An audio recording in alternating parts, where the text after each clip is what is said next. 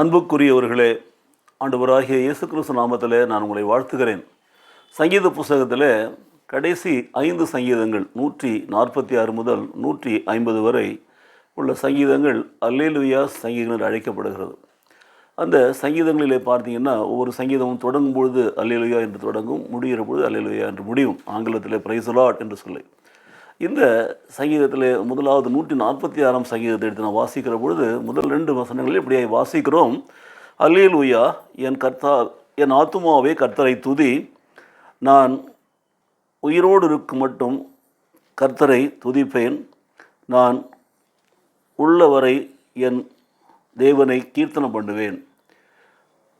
எனக்கு பிரியமானவர்களே, ஆங்கிலத்தில் அவைகளை வாசிக்கிற பொழுது praise the lord oh my soul, I will praise the Lord all my life. I will sing praise to my God as long as I live. நான் உயிரோடு இருக்கும் மட்டும் என் தேவனை துதிப்பேன், ஸ்தோத்திரிப்பேன். அல்லேலூயா, என் ஆத்மாவை கர்த்தரை துதி. எனக்கு பிரியமானவர்களே, துதிகளை குறித்து தான் இந்த சங்கீதங்கள் சொல்லுகிறது பாருங்கள்.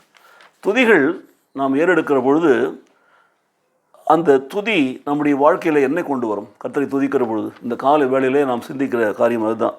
Praises takes our minds off our problems. நம்முடைய பிரச்சனைகளிலிருந்து நம்மை விடுதலை ஆக்கி நம்மை வெளியே கொண்டு வருகிறது. அண்ட் ஷார்ட் கமிங்ஸ், நம்முடைய கோபங்கள், தாபங்கள், திடீர்னு வரக்கூடிய எல்லா காரியங்களையும் எடுத்து போட்டுவிட்டு and focuses them on God, அவைகளை எல்லாம் தேவன் மேலே சுமத்துகிறது.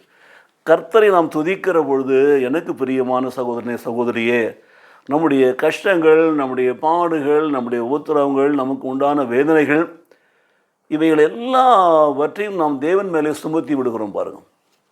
துதி அப்படிப்பட்ட காரியத்தை செய்கிறது. கர்த்தரை துதிக்கிற பொழுது பாருங்கள், when we praise God, what happens? When our soul praises the Lord, it takes away all our sufferings, all our problems, all our shortcomings, everything, and put them all upon God. விடுதலை பெறுவதற்கு ஒரு வாய்ப்பு. துதி ஆராதனையில் கலந்து கொள்ளுங்கள், நேரத்தோடு வாரம் சொல்லுகிறோம் பார்த்தீங்களா? என்ன காரணம்?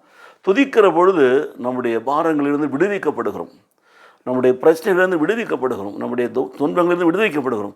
ஆகவே தான் எடுத்த உடனே சொல்கிறான், அல்லேலூயா, என் ஆத்துமாவை கர்த்தரை துதி, நான் உயிரோடு இருக்கும் மட்டும் கர்த்தரை துதிப்பேன், நான் உள்ளளவும் என் தேவனை கீர்த்தனம் பண்ணுவேன். இந்த ஒரு உண்மையை நீங்கள் தெரிந்து கொண்டால் உங்கள் வாழ்க்கையில் உங்கள் பாடுகள், உபத்திரங்கள், பிரச்சனையிலிருந்து நீங்கள் விடுதலை பெற்று தேவனிடத்திலிருந்து சந்தோஷத்தையும் சமாதானத்தையும் அமைதியையும் ஆசீர்வாதத்தையும் பெற்றுக்கொள்ள முடியும். உங்கள் பாரங்கள், சங்கீதத்தில் சொல்லப்பட்ட காரியத்தை தான் அப்போஸ்தலனாகிய பேதுரு எழுதுகிறார். உங்கள் கவலைகளை எல்லாம் அவர் மீது சுமத்தி விடுங்கள், ஏனென்றால் அவர் உங்களை விசாரிக்கிற தேவன் என்று சொல்லி. துதிக்கிற பொழுது தானே ஆட்டோமேட்டிக்காக நம்முடைய கவலைகள், கஷ்டங்கள் தேவன் மேலே போகிறது.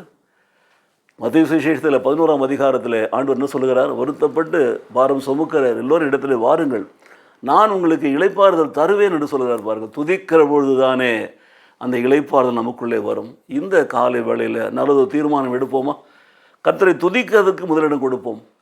சங்கீதக்காரன் அதான் சொல்லலாம், சங்கீதம் 34:1 கர்த்தரை நான் எக்காலத்தில் துதிப்பேன், சோதரிப்பேன், அவர் துதிப்பது நாவில் இருக்கும் என்று சொல்லி. ஆக இந்த 3 காரியங்களை குறித்து வைத்துக் கொள்ளுங்கள். 1 பேதுரு 5ஆம் அதிகாரம் 7ஆம் வசனத்தில், 2வது சங்கீதம் 34 1வது வசனத்தில், 3வது மத்தேயு சுவிசேஷம் 11ஆம் அதிகாரத்தில் 28ஆம் வசனத்தில் உங்கள் பாரங்களை எல்லாம் அவர் மேலே அந்த துதிகள் அனுப்பிவிடும், நம்மை விடுதலை ஆக்கும். விடுதலை பெற்றவர்களாக நாம் வாழ முடியும். ஜெபிப்போமா? நேசிக்கிற நல்ல பிதாவே, இந்த காலை வேளையில் உம்மை துதிக்கிற பொழுது எங்களுடைய பாரங்கள், கஷ்டங்கள் விலகுகிறத இந்த சங்கீதத்தில் கற்றுக்கொண்டோம் சுவாமி. ஆகவே நாங்கள் உயிரோடு இருக்கும் மட்டும் உம்மை துதிப்போம், நாங்கள் உள்ளளவும் உம்மை கீர்த்தனம் பண்ணுவோம், எப்பொழுதும் எங்கள் ஆத்மா உங்களை துதித்து கொண்டே இருக்கும். அப்பொழுதெல்லாம் நாங்கள் ஆண்டவரே பாரங்கள் நீங்கினவர்களாய், விடுதலை பெற்றவர்களாய், மன சந்தோஷத்தோடு கூட வாழ எங்களுக்கு கிருபை செய்வீரா. இயேசு கிறிஸ்துவின் நாமத்திலே பிதாவே, ஆமென், ஆமென்.